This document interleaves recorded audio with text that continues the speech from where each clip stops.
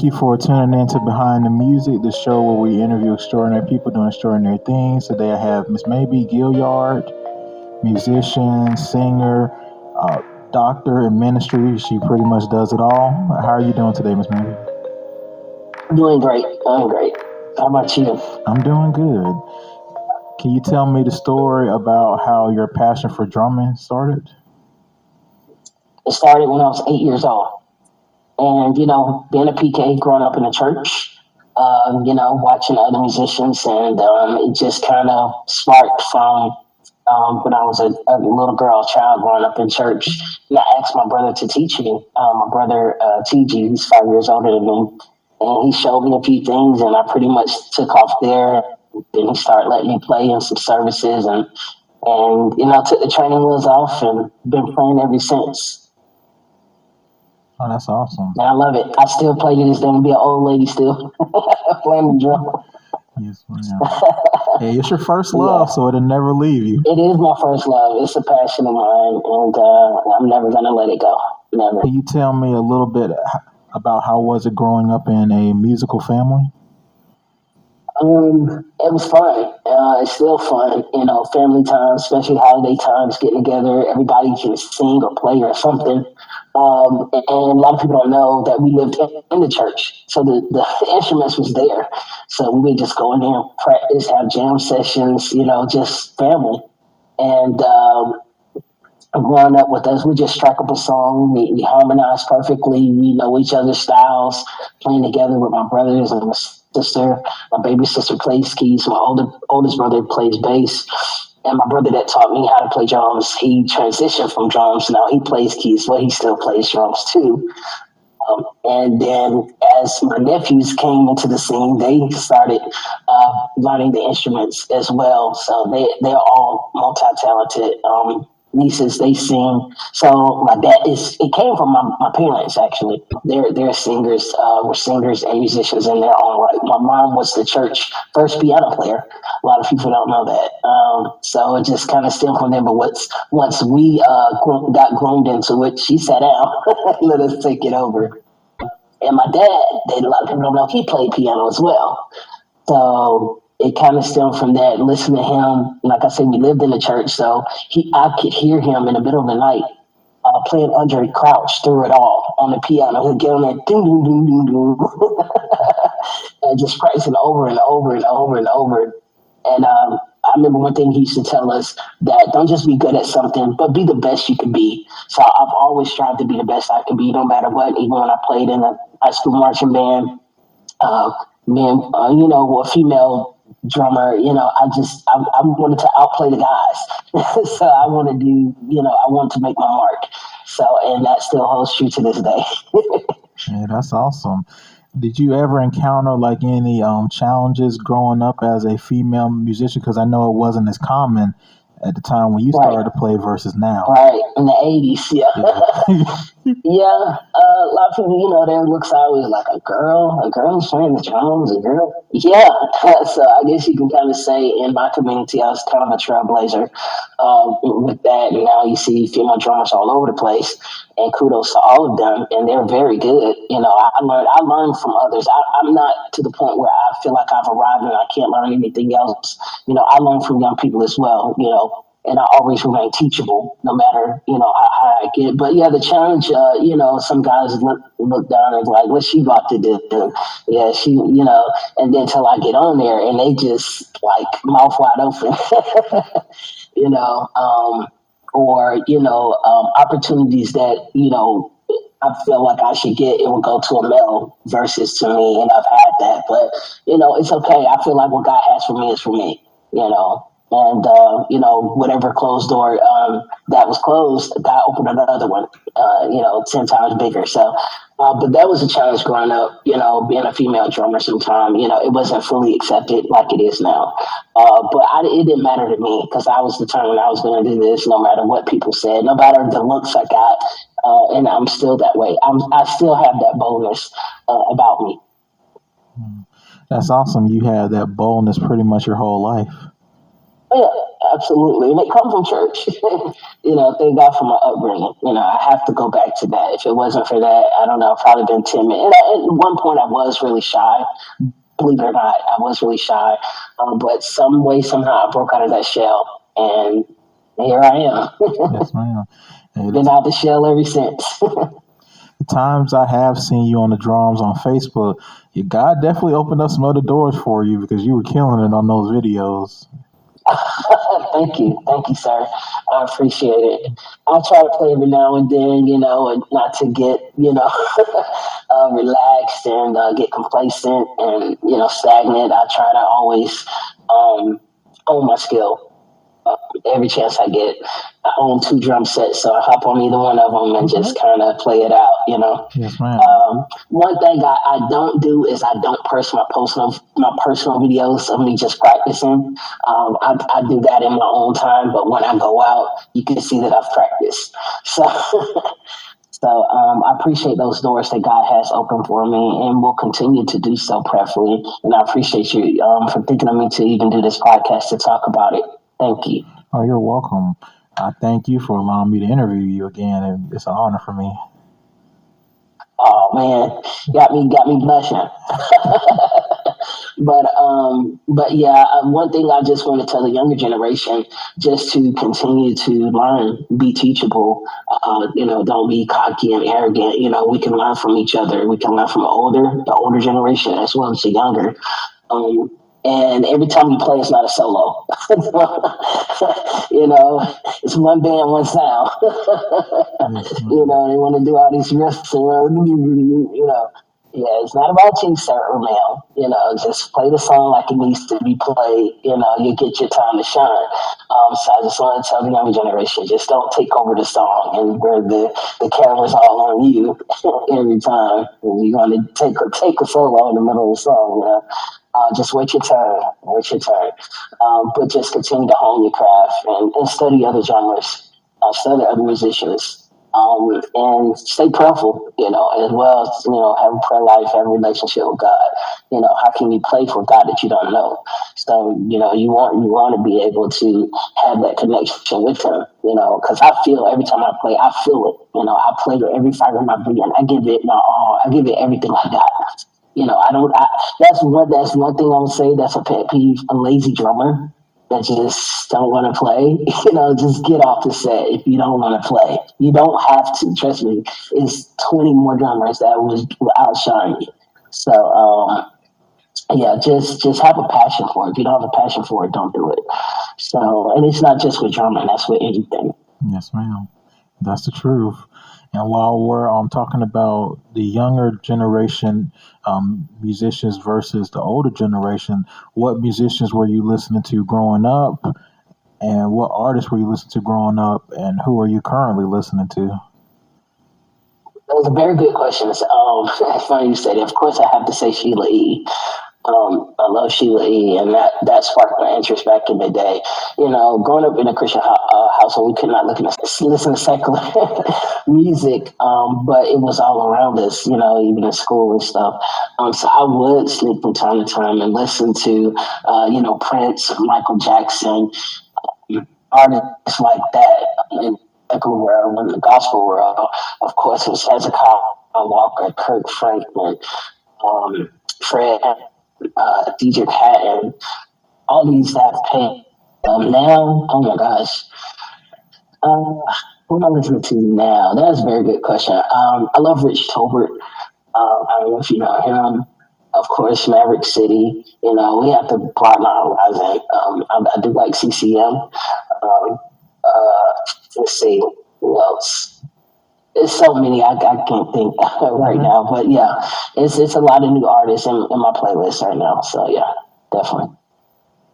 When did your love for singing begin? Singing, that it kind of was right behind each other. Drumming started first, and then singing kind of came after. We were, of course, in the youth choir because as a PK, you have to do everything in the church. You have to do something. You can't just sit there. Well, the way I grew up, we had to be in the choir and stuff like that. So just all of a sudden I was asked to lead a song, and I told you I was shy at one point, right? I was like, no, I don't want to lead a song, and I was encouraged, like, you can do this, you can do this. And I was like, I don't know, but being pushed even through my nervousness, I did it, and I loved it, and it's like it opened up that boldness for me, and from there on to now, singing became a passion. I love singing. I love writing music. I do that as well. That's probably going to be your next question. But singing, I don't sing as much now as I used to. But I used to do a lot of singing back in the day, a lot of leading, a lot of directing the choir. It's just like it was a gradual process, like I was being groomed into that. Um, so all it happened right behind each other. Drumming came first, which is my first love, and then singing came behind it, and then songwriting. Can you tell me about the story behind when you transition into being an artist? Because I see that you have songs on YouTube and you have songs on Spotify. Yes. Well, it's been in the making for a long time. I used to have a group. A lot of people don't know. It's called Sincere. And it consists of family and some friends. My sisters and I, my sister-in-law, like I said, a couple friends. And we started singing. I wanted us to break that mold and get into the artistry, but we didn't quite get there because people started getting married, having kids, and I want to rehearse. I want to go to these songs. They didn't have time. I was like, so the group kind of disbanded, and after that, I just kind of went solo. So I started working on music on my own. So in 2009 is when I just kind of broke into it. I was like, you know what, let's do it. A friend of mine had a studio. I said, look, I got a few songs. I need to go ahead and, it's in me. I got to get it out, And that's when it started. The artist part of me. Came to fruition, but it was already there, but I just couldn't break into it like I wanted to back in the day. But in 2009 is when, and matter of fact, the winter of 2009 is when I recorded my first, you could say, CD back then. And then I finally were able, when the digital platforms came available, was able to put it on the digital platforms. And at some point, I do want to redo those songs, but writing was always a part of me, still a part of me. When I went to college back in the day, I took a songwriting course, and but it just kind of developed what was already in me. And I still write. I still have songs I need to get out there to the world. So it's not going anywhere. Yeah, that's awesome. I can't wait to hear the new songs. Thank you. And Thank you. I'm happy that you didn't let circumstances stop you from the passion that Not at God all. gave you. Not at all. Not at all. It's just finding the time to do it, and finding the voices and the people, the musicianship, the blend with my sound. Because my sound, I feel like it's different from anybody else's because it came straight from God. All the songs I've written, it came straight from them. I can't take credit by no means. It came from them. So I could do a full album right now with all the songs. Really 2 albums, but right now I'm just gonna put out singles and maybe do some EPs and stuff like that. Hopefully coming up in 2025, just little by little releasing music. So I just pray that I find the time to do it and the people necessary to help this come to pass. And while we're talking about the music that you've written, do you mind sharing the story behind writing I Hear the Sound?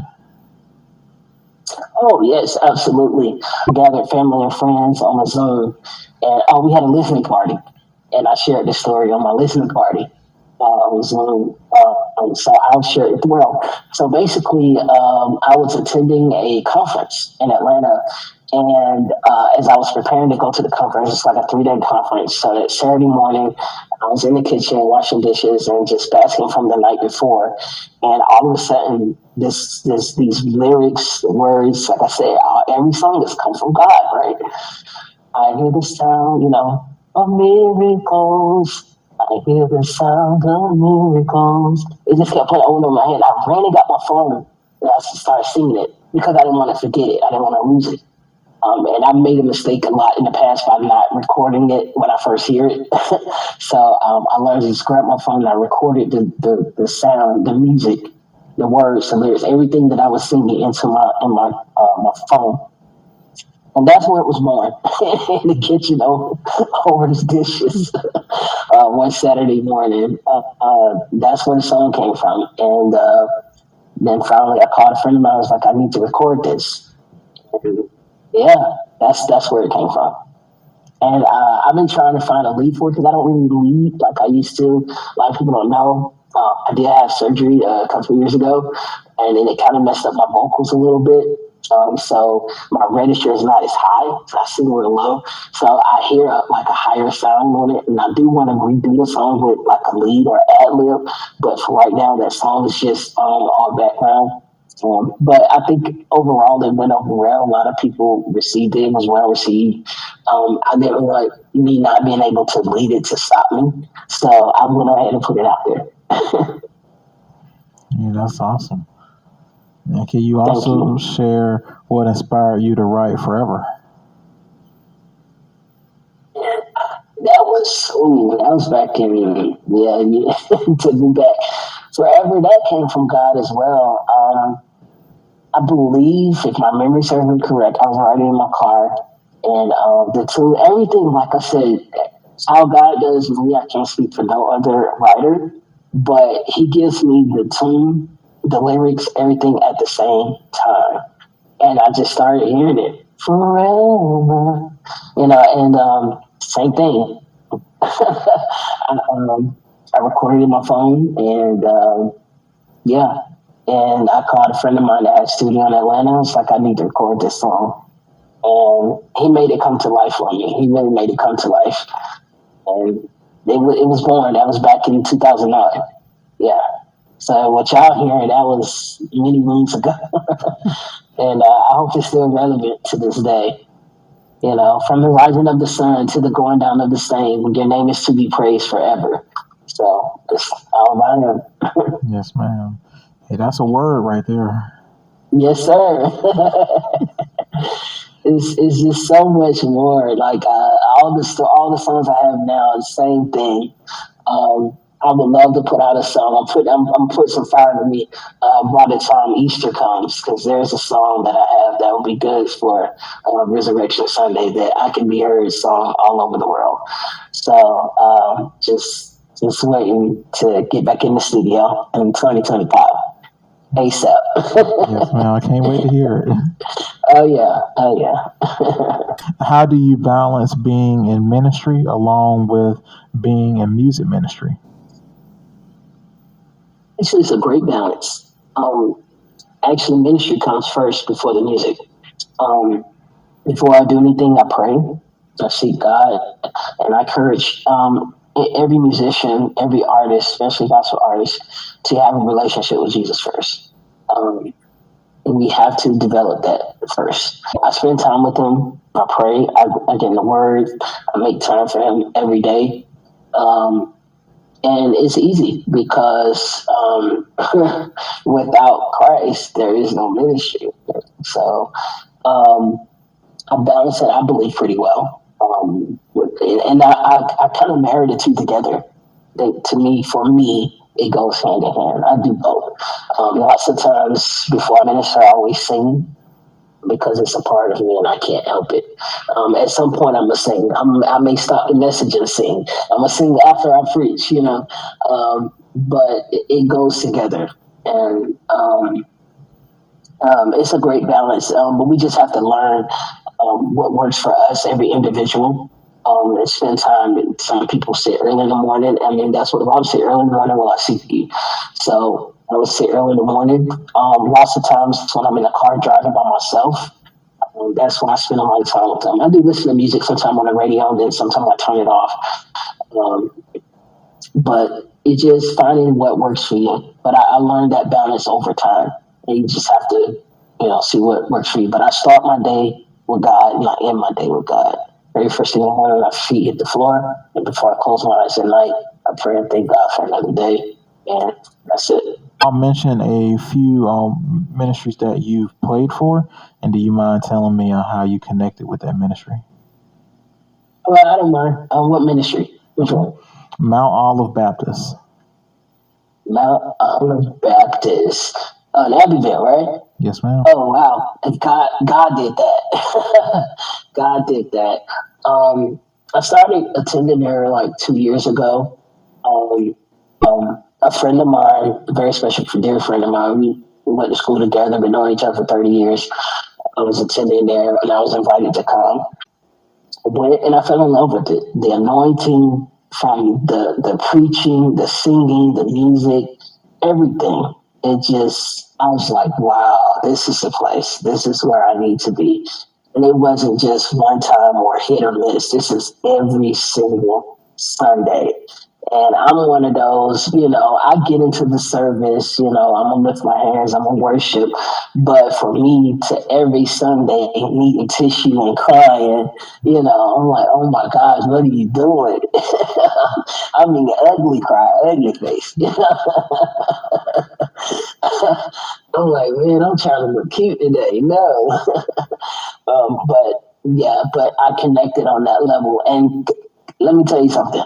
I didn't come in there saying who I am. I didn't come in there announcing myself, saying I'm this or I'm that. I didn't even introduce myself as nobody knew for a long time that I was a minister or a musician. I just sat in the audience.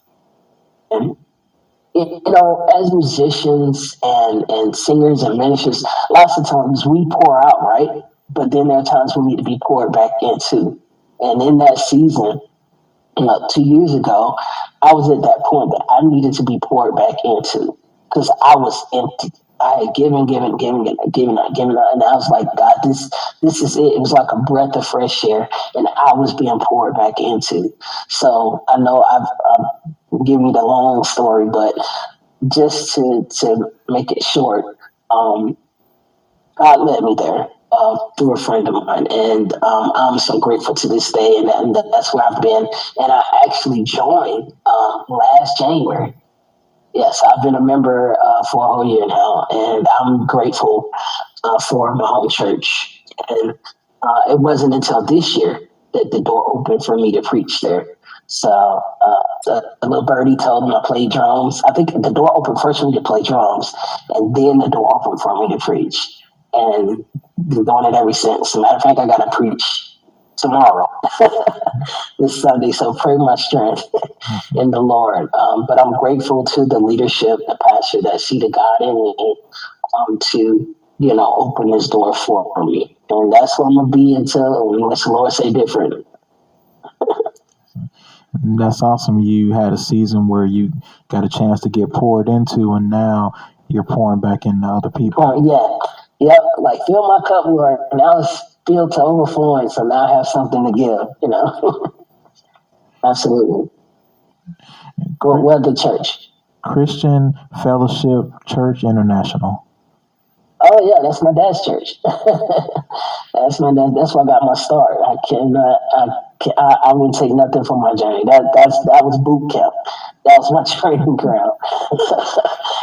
You ask anybody we call it affectionately CFC. You ask anybody, that's where we got our training. That's where we got our start. From a little girl up into adulthood when I moved away to Atlanta and then moved back. But yeah, CFC is my home church. That's where I got my start. Yeah. So, but we hasn't always been where the church is located now. Humble beginnings started on Casino Road in Columbus, Georgia, and just I'm reminiscing now on my mind, just all the great times we've had there. I've learned to do everything in the church from A to Z. From that location, and then we eventually transitioned to the location we're at now on Shepherd Drive in 2012, and just continue to grow there. And God is still, smiling upon CFC and blessing them. So yeah, that's a home church. So yeah. Do you have any words of wisdom you would like to leave the listeners with today? Absolutely. Like I said, just remain humble, remain teachable, You don't have to announce who you are when you go into a place. You don't have to hold up a sign, I'm this, I'm that. Just keep that humble spirit. The Bible says that your gifts will make room for you and bring you before great men.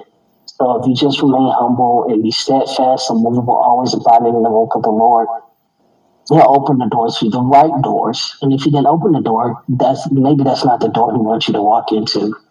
And you're wondering in this season, God, what's next for me? What am I? Just seek Him, and my favorite scripture is this: trust in the Lord with all your heart, and lean not to your own understanding. In all your ways acknowledge Him, and He will direct your paths. Proverbs 3:5-6. Trust the process. God ain't through with us yet.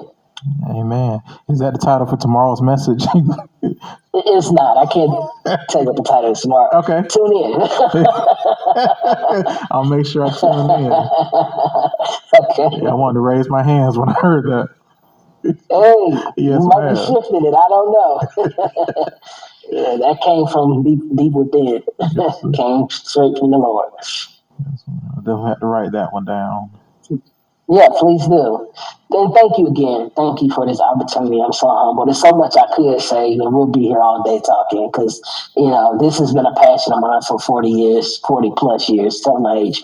But yeah, so if you ever want to do a part 2, let me know. Yes, ma'am, I will. Yeah, Ms.Mabi, again, thank you for just coming on to Behind the Music, the show where we interview extraordinary people doing extraordinary things. Again, I'm honored to have you here, and I pray that someone was blessed by the words that she said today because I know I was.